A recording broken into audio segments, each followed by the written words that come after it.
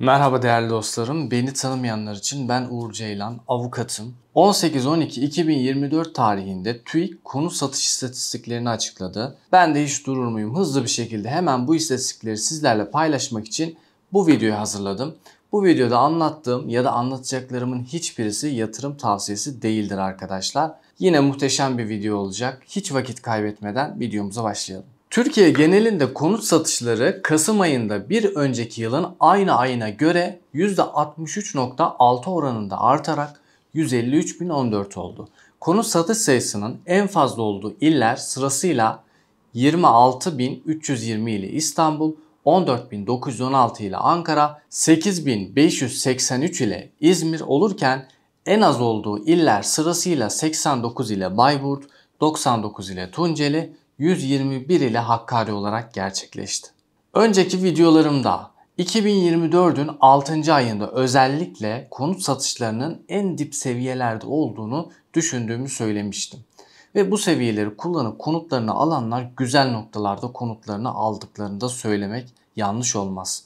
Çünkü bu seviyede insanlar konut alabilmek için muhtemelen hisse senetlerini sattılar. Aslına bakacak olursak bu dediğimi yapanlar şanslıydı. Hisse senetleri uzun vadeli bir yatırım aracı normalde ama konut almak için ya da acil durum ihtiyaçları için yine hızlı bir şekilde nakite dönüştürmek için kullanılabilecek bir yatırım aracıydı ve hisse senetleri de o dönemde çok artmamıştı. Onun yerine konut alanlar daha kazançlı çıktılar. Tabii ki bu durum o dönem için geçerliydi arkadaşlar. Şimdi hisse senedini satarak konut almak doğru yatırım olup olmadığı tartışılır. Yani hisse senetleri normalde uzun vadeli bir yatırım aracıdır. 6. aydan sonraki dönemde faizlerin artık düşeceği beklentisiyle konut fiyatlarının artacağı beklentisiyle alım yönünde özellikle Temmuz ile başlayan ve Ağustos, Eylül, Ekim ayını da içine alacak bir şekilde insanların konuta yöneldiğini görüyoruz arkadaşlar.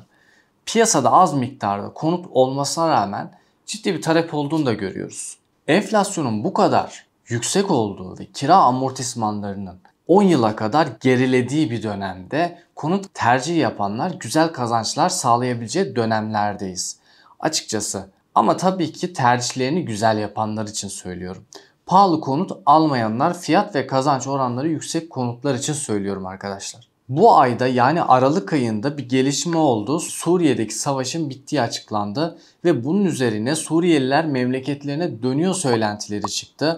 Ve bu durum haber kanallarında boy boy gösterildi. Suriyeliler çıkıyor, araba ilanlarında Suriyelilerin araba ilanları, ev ilanları gösterilmeye başlandı. Ve bunun neticesinde konut piyasası birazcık bu durumu olumlu karşıladı. Yani fiyat artışı noktasında. Suriyelilerin gideceği beklentisi konut piyasasına aslında birazcık rahatlattı. Yani fiyat artışını sınırlandırdı. Şimdi piyasa şuna bakacak. Suriyelilerin büyük çoğunluğu ülkede kalıp kalmayacağı. Eğer Suriyelilerin büyük çoğunluğun ülkede kalacağı artık kamuoyunca netleştirilirse ondan sonra tekrar konut fiyatlamaya başlayacak. Buradaki psikoloji çok önemli. Giden sayısı ne kadar? Giden sayısı arz ve talebi belirleyecek. Giden sayısı azsa talep fazla olacak. Giden sayısı fazlaysa talep az olacak. Bir diğer grafiğe geçelim dostlarım. İpotekli konut satışları 21.804 olarak gerçekleşti. Türkiye genelinde ipotekli konut satışları Kasım ayında bir önceki yılın aynı ayına göre %315.7 oranında artarak 21.804 oldu. Toplam konut satışları için de ipotekli satışların payı %14.2 olarak gerçekleşti. Diğer satış türleri sonucunda 131.210 konut el değiştirdi. Türkiye genelinde diğer konut satışları Kasım ayında bir önceki yılın aynı ayına göre %48.6 oranında artarak 131.210 oldu. Bu verilere bakacak olursak değerli arkadaşlarım, geçen senenin Kasım ayına göre her ne kadar ipotekli konut satışları artmış olsa da genel olarak baktığımızda hala düşük miktarlarda. Bunun asıl sebebi insanların konut faizlerinin yüksek olması sebebiyle kredi çekememesi ve bankaların yeterli miktarda insanların ihtiyaçları olduğu kadar finansmanı insanlara sağlamaması. Ama yine de bu kadar faizlerin yüksek olmasına rağmen kredilerde bir artış olduğunu gözlemliyorum. Bunun sebebi aslında bence kira fiyatlarının olduğunu düşünüyorum. Ne demek istiyorum biliyor musunuz?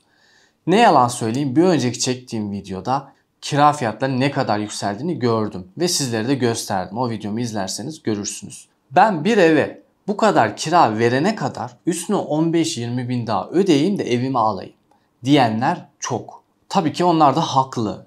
Yani faizler yüksekken bile insanlar artık konut kredisi çekiyor. Bu artışın tamamının da banka kredisinden kaynaklandığını söylemek de yanlış olur.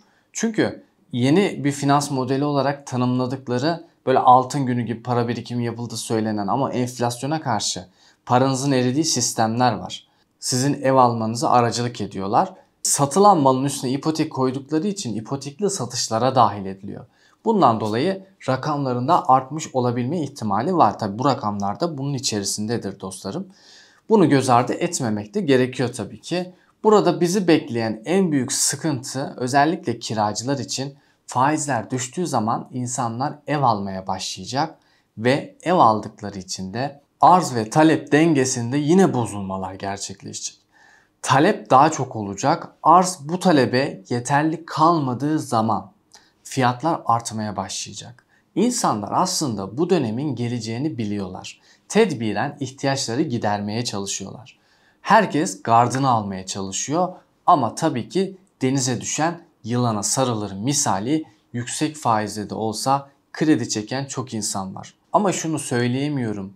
Yüksek faizlerden bu krediyi çekmek size zararı sokar mı, sokmaz mı? Çünkü konut fiyatlarının ilerleyen dönemlerde ne kadar artacağını kestiremiyoruz.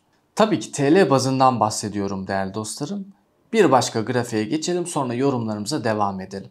Daha çok güzel grafikler var arkadaşlar. İzleyin, ayrılmayın. İlk el konut satışı 49.274 olarak gerçekleşti. Türkiye genelinde ilk el konut satış sayısı Kasım ayında bir önceki yılın aynı ayına göre %61.7 oranında artarak 49.274 oldu. Toplam konut satışları içinde ilk el konut satışlarının payı %32.2 oldu. İkinci el konut satışlarında 103.740 konut el değiştirdi. Türkiye genelinde ikinci el konut satış sayısı Kasım ayında bir önceki yılın aynı ayına göre %64.6 oranında artarak 103.740 oldu. Toplam konut satışları içinde ikinci el konut satışlarının payı %67.8 oldu. Konut satışlarında Kasım'da Ekim'e göre çok hafif bir geri çekilme var. Ama geçen seneye göre zaten grafiğini de vermiştim arkadaşlar. %50'nin üstünde bir artış var. Hala konut satılma oranları çok yüksek. Bu da talebin hala yüksek olduğunu gösteriyor. Aralık ayında henüz veriler gelmedi ama yine de hafif geri çekilmeler ben olabileceğini düşünüyorum. Ayrıca havaların da soğuk olması satışları az da olsa etkileyebilecektir. Ne alaka diyebilirsiniz. Şöyle düşünün. Şimdi siz bir konut alacağınız zaman gidip bir 5-10 tane konuta bakacaksınız. Arabanız varsa bu sizin için bir problem olmayacak. Ama arabanız yoksa otobüsle gidip bakacaksınız. Aynı gün içerisinde 3-4-5 konutu gezme şansınız mümkün değil bu soğukta. Dolayısıyla ne kadar az keşfederseniz o kadar az konut alma ihtimaliniz olur. Hava durumlarında ben bu noktada etkisi olduğunu düşünüyorum. Soğuk havalarda insanlar çok gezip araştırmak istemezler. Bu da ister istemez konut alımlarına çok ufak da olsa olumsuz yönde etkiler diye düşünüyorum. Önümüzdeki aylarda tabii ki Suriyeli etkisinden dolayı da ufak bir geri çekilme olabileceğini düşünüyorum. Bunu zaten önceki videomda da söylemiştim. Ama şöyle de bir durum var. Tam tersi indikatörümüz de var. Merkez Bankası geçen haftalarda bir metin açıkladı ve bu metinde faiz indiriminin ipuçlarını verdi aslında.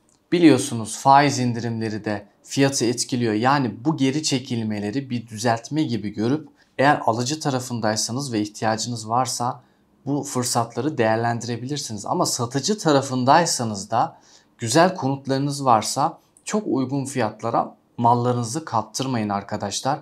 Bu şekilde de sizi uyarmış olayım. Şimdi yeni bir grafiğe geçeceğim ama o grafiğe geçmeden önce size bir görsel sunmak istiyorum arkadaşlar. Bu görselde kırmızı işaretli yerler konut fiyat artışlarının daha fazla olduğu yerler. Siyah ile işaretlenen yerler ise konut fiyat artışlarının daha düşük olduğu yerler. Diğer grafiğe geçelim, sonra bunları yorumlayacağız zaten. İnşaat maliyet endeksi yıllık %37,94 arttı. Aylık ise %1,48 arttı. Yabancılara Kasım ayında 2151 konut satışı gerçekleşti. Yabancılara yapılan konut satışları Kasım ayında bir önceki yılın aynı ayına göre %8,2 oranında azalarak 2151 oldu. Kasım ayında toplam konut satışları içindeki yabancılara yapılan konut satışlarının payı %1,4 olarak gerçekleşti. Yabancılara yapılan konut satışları sayısının en fazla olduğu iller sırasıyla 780 ile İstanbul, 752 ile Antalya ve 191 ile Mersin oldu. Ülke uyruklarına göre en fazla konut satışı sırayla 421 ile Rusya Federasyonu, 200 ile İran ve 160 ile Ukrayna vatandaşlarına yapıldı. Burada önemli bir detay var arkadaşlar. Özellikle Antalya gibi bölgelerde konut fiyatları ciddi bir düzeltme yapıyor. Bakın konut fiyat endeksine bakıldığında bu düzeltmeyi daha net bir şekilde görebiliyorsunuz. İstanbul'da düzeltme yapan grubun içerisinde İstanbul'un sadece düzeltme yapmasının çok farklı sebepleri var arkadaşlar. İstanbul'da deprem riski medyada çok dillendirildiği için insanlar ev almayı İstanbul'dan tercih etmiyor. Yani biraz korkuyorlar aslında. Daha güvenli bulduğunu düşündükleri Ankara gibi, İç Anadolu gibi, Doğu Anadolu gibi bölgelerden ev almayı tercih ediyorlar. Ayrıca turistlerin artık yeni bir savaş olmadığı için Antalya, İstanbul gibi bölgelerden de ev alma ihtimali şu an için zayıfladı. Ve Rusya-Ukrayna savaşı yakın bir zaman içerisinde biteceğini tahmin ediyorum. En azından ben bu şekilde tahmin ediyorum. Ukrayna'ya ya da Rusya'ya bir geri dönüş olabilme ihtimali de var. O yüzden özellikle turizm bölgelerinde fazla şişmiş bölgelerden bahsediyorum. Çok fazla fiyat artışı olmadığını gözlemliyorum. Ama şöyle de bir gerçek var. Düşük fiyatlı daireler her yerde var. Eğer uygun fiyatlı daire bulabilirseniz turistik bölgelerde de çok güzel fırsatlar olabiliyor. Oralar çok pahalı diyerek kestirip atmak doğru bir tespit olmaz. Çünkü her bölgenin iyi fiyatlısı da vardır, kötü fiyatlısı da vardır. Ama şunu söyleyebilirim ki son dönemlerde konut fiyatları ve kira fiyatları çok fazla değişmedi. Dediğim gibi çok yüksek fiyatlı daireler var arkadaşlar. 10 milyona, 15 milyona, 20 milyona. Bu dairelerde ciddi fiyat düşüşleri olabiliyor. %10, %15, %20 kadar. Genel bir değerlendirme yapacak olursam, tamam Suriyelilerin gitme beklentisi piyasayı biraz yumuşattıysa da, alıcılar bu noktada biraz daha çekimser kalsa da, muhtemelen büyük ihtimalle Suriyelilerin çoğunluğu ülkeyi terk etmeyeceğinden dolayı Türkiye üzerinden çok fazla Suriyeli gitmeyeceğini düşünüyorum arkadaşlar. Bundan dolayı da konut fiyatlarının her ne kadar psikolojik olarak etkilense de bu etkinin ben kısa vadeli olacağını düşünüyorum. Aynı zamanda yeni bir yasa çıktığından bahsediliyor ve bu yasa tasarısında devletin insanların mallarını alıp başka yerlerden arsalar, evler verebileceğinden bahsediliyor. Bakın böyle söylemler çok yanlış söylemler arkadaşlar. Özellikle bu ve bunun gibi dönemlerde böyle söylentilerin çıkması çok iyi niyetli değil. Yani şimdiye kadar Türkiye tarihinde böyle bir şeyle karşılaşmadık. Mülksüzleştirme diye bir politika var arkadaşlar biliyorsunuz. Bu tarz söylentilere çok itibar edip hareket etmemek gerekiyor. Çünkü bu söylentiler insan psikolojisini genelde yönetmek için ortaya atılır. Eğer ki ihtiyacınız varsa bu söylentileri fırsata çevirmek sizin elinizde. Ama tabii ki sermayenizin olması lazım arkadaşlar. Sermayeniz de yoksa kanalıma girerek bu sermayeyi nasıl elde edebileceğinizi farklı videolardan öğrenebilirsiniz. Ev almak kolay bir şey değil arkadaşlar. Hayatları boyunca bir ev almak için insanlar uğraşıyorlar. İhtiyacınız varsa her şey için çok geç olduğunu düşünmüyorum. Fırsatları değerlendirebilirsiniz. Bu fırsatları bulabilmek için yoğun araştırmanız gerekiyor. Bunun için bir mesai harcamanız gerekiyor. Gerekiyorsa emlakçı dolaşıp piyasanın da nabzını tutup gezmeniz gerekiyor. Muhtarlara sormanız gerekiyor. Şunu söyleyebilirim ki salı günü yayınladığım videoda ev fiyatlarına bakmıştık birlikte. Fiyatlar değişti mi, arttı mı, azaldı mı? İşte öylesine fiyatlar gördüm ki gerçekten bu fiyatlara değmeyeceğini düşündüğüm evler çok fazla. Çok yüksek fiyatlarla ilana koyulmuş. İnsanlar kendi elindeki malları satmakta özgür tabii ki. Bizim burada dikkat etmemiz gereken şey, eğer biz bu malı alacaksak bunun fiyatına bizim doğru karar vermemiz gerekiyor. Yani yüksek fiyattan mal almayın. Sizi zarar ettirmeyecek evler, konutlar almaya çalışın. Bunun için de en büyük unsur da tekrar size ipucu veriyorum. Kira çarpanlarını araştırın. Kira çarpanlarına göre bir değerlendirme yapabilirsiniz arkadaşlar. Ama alacağınız evi oturmak amaçlı ve konfor amaçlı alıyorsanız, insanlar evi hayatında bir defa ya da iki defa alıyor oturmak için. Hal böyle olunca konforunuzu da biraz düşünmek zorundasınız. Bu yüzden istediğiniz gibi bir ev alın arkadaşlar, oturacaksanız. Bu arada anlattıklarımın hiçbirisi de yatırım tavsiyesi değildir. Yatırımlar tamamen kişiseldir. Herkes de kendi kararını kendisi versin arkadaşlar. Kimsenin sözüyle hareket etmeyin. Çünkü bunun karşılığını, bunun bedelini siz kendiniz ödeyeceksiniz. Dolayısıyla tamamen kendi kararınızı vererek yatırımlarınızı yapın. Bu ve bunun gibi videoları daha fazla kanalımda görmek istiyorsanız yorumlara yazın. Bu arada o kadar emek veriyorum arkadaşlar. Kanalıma abone olarak bana destek verebilirsiniz. Ayrıca videoyu beğendiyseniz de bir like atarsanız çok memnun olurum. Başka bir videoda görüşmek üzere. Hoşça kalın. Kendinize iyi bakın.